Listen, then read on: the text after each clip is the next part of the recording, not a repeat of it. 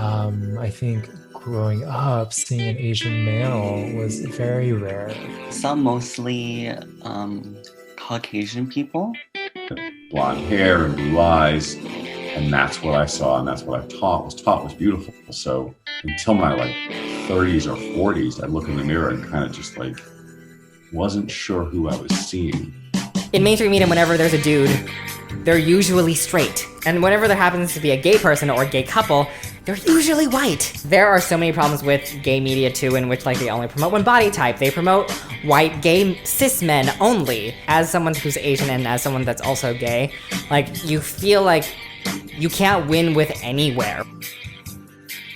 The social outcast, the freak. I downloaded Grindr for the first time, and being exposed to no Asians, no fads, no femmes, it was very overwhelming. One of my friends who I was talking to at the time was just don't download Grindr, it's gonna ruin your life. And to be honest, it kind of did ruin my life because I felt really insecure. And I'm like, wow, this is what being gay and Asian is like. Where do I fit in? The gay Asian male stereotype is typically feminine, skinny, smooth, hairless skin. When it comes to dating a guy, how from experience they've immediately just been called a rice queen just because they're dating an Asian guy. And no matter whether it's just one Asian guy or just consistently they're dating Asian guys, I suppose that's what the term is for. I guess that just falls into the whole fetishizing category as well.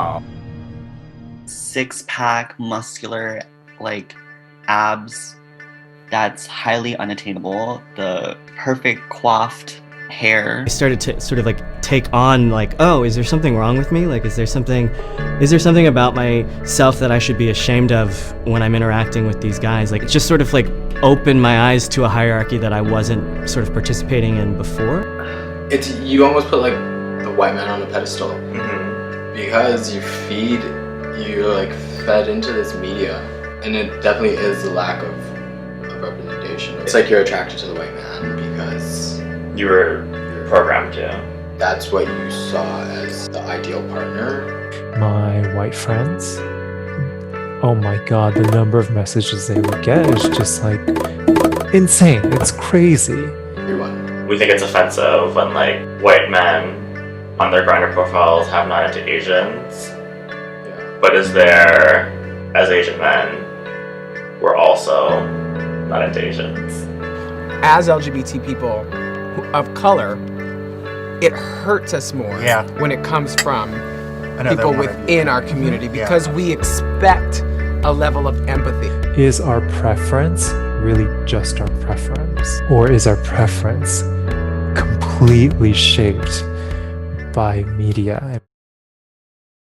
More representation for queer Asian men as protagonists in movies. Doesn't even have to be a movie about love, right? It could just be a movie about life, coming of age. And when it comes to romance, it doesn't have to always be with a white person. It could be with a black person, another Asian person.